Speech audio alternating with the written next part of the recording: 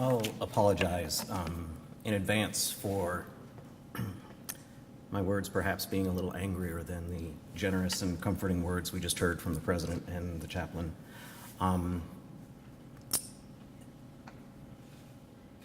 Yesterday, when many of us woke up and read that 3 Muslim students were killed in Chapel Hill,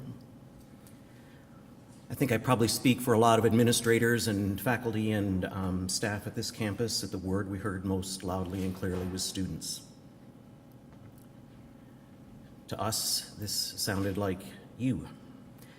And when we learned through the course of the day that Dia and Yasur and Razan danced at the Raleigh Marriott just last month, conducted active social media lives, and dedicated their youthful energy to serving the less fortunate.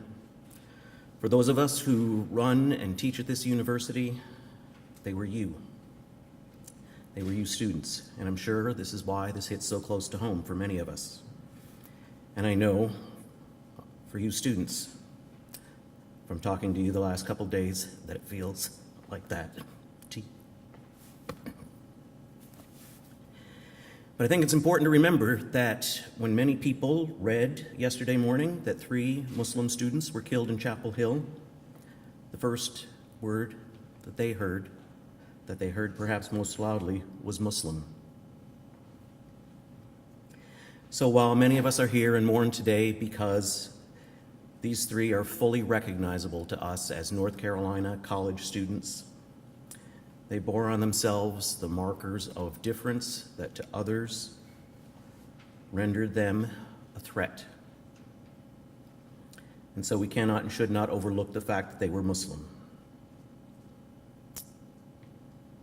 I recognize that now law enforcement and the judicial system are discussing the motive for this crime. And I wouldn't presume to know more than they do about the facts of the case, but I don't think we can at the same time overlook the fact that this act took place in an environment of pervasive vilification of Islam.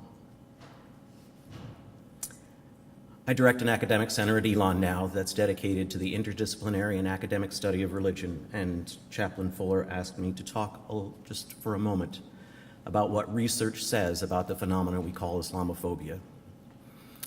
I would say, first of all, that we know a lot about it. It's been studied extensively. And I would say, in this setting, just one thing that I could cite exhaustively in other settings.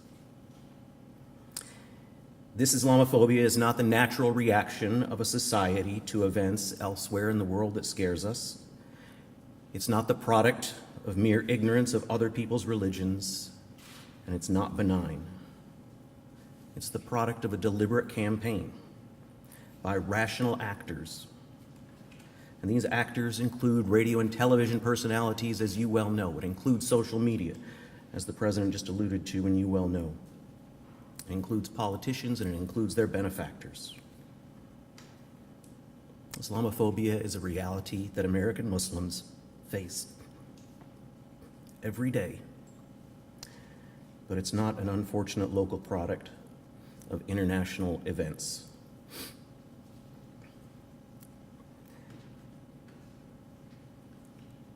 What we might have learned yesterday is that this Islamophobia is lethal, and it's lethal in ways that are right here, right now, not in abstract or distant ways as it might be when these things have happened in New York and Texas and Wisconsin and elsewhere. And this Islamophobia does not discriminate between so-called good Muslims and so-called bad Muslims. It only sees headscarves and beards. We know from yesterday that it transcends the rivalry between liberals and conservatives, and it has emerged as a distinct and widespread political position all its own. And it is lethal.